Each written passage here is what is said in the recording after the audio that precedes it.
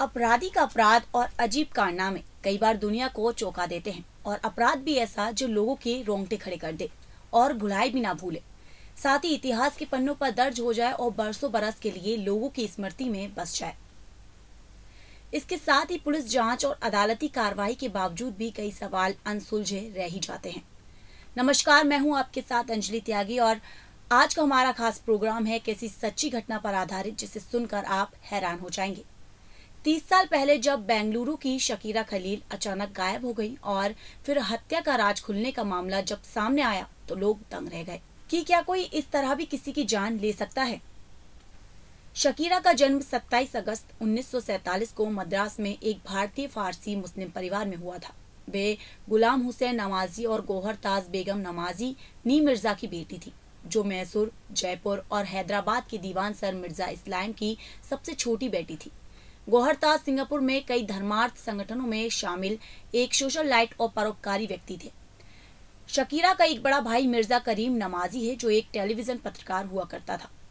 अंग्रेजों के जमाने में मैसूर राज्य के दीवान की पोती शकीरा खलीली की हत्या की ये सच्ची कहानी है।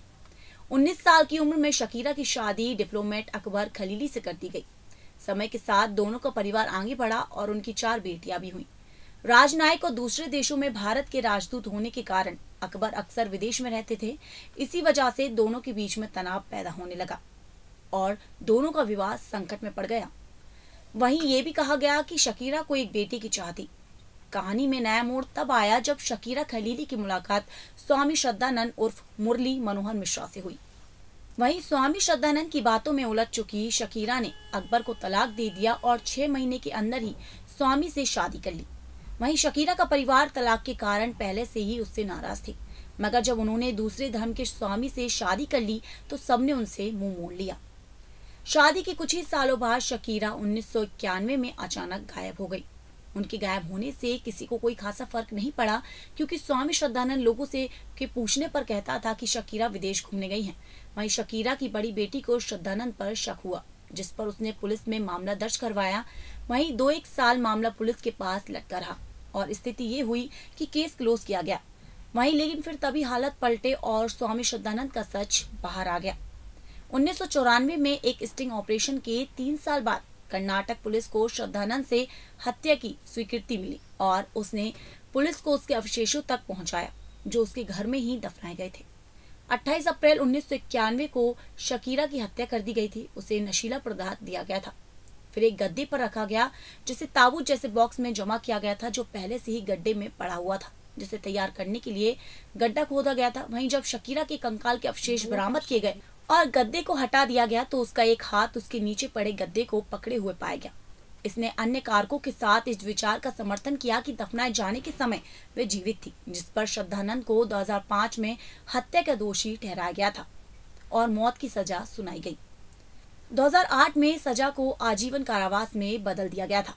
इसके साथ ही मई 1994 में कर्नाटक की पुलिस ने शकीरा के शरीर के कंकाल के अवशेषों को उसके अपने घर के आंगन में गहरे दफन कर दिया गया।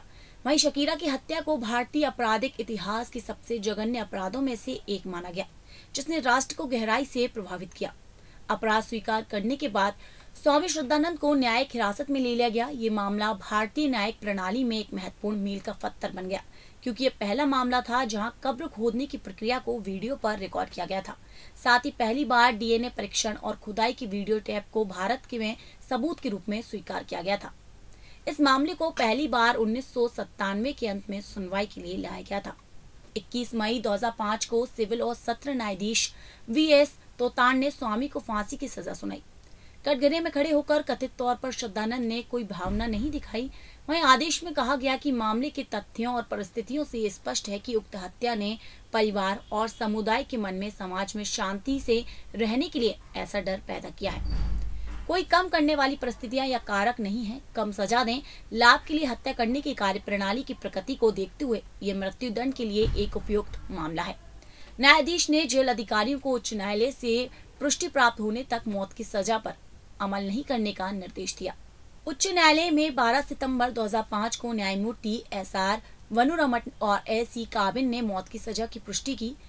खंडपीठ ने अपने आदेश में इसे दुर्लभ मामलों में से दुर्लभतम करार देते हुए कहा कि आरोपी ने एक शैतानी और सुनियोजित योजना में अपनी पत्नी की हत्या की थी।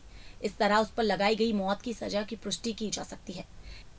जुलाई 2005 में एक अपील नोटिस दायर किया गया था। 18 फरवरी 2006 को श्रद्धानंद ने उच्च न्यायालय के फैसले पर सवाल उठाते हुए विशेष अनुमति याचिका SLP पर कर्नाटक सरकार को नोटिस जारी किया, जिसने मौत की सजा की पुष्टि की थी। वहीं सुप्रीम कोर्ट के जस्टिस अशोक भान और जस्टिस तरुण चटर्जी की बेंच ने हाई कोर्ट के फैसले पर रोक लगा दी।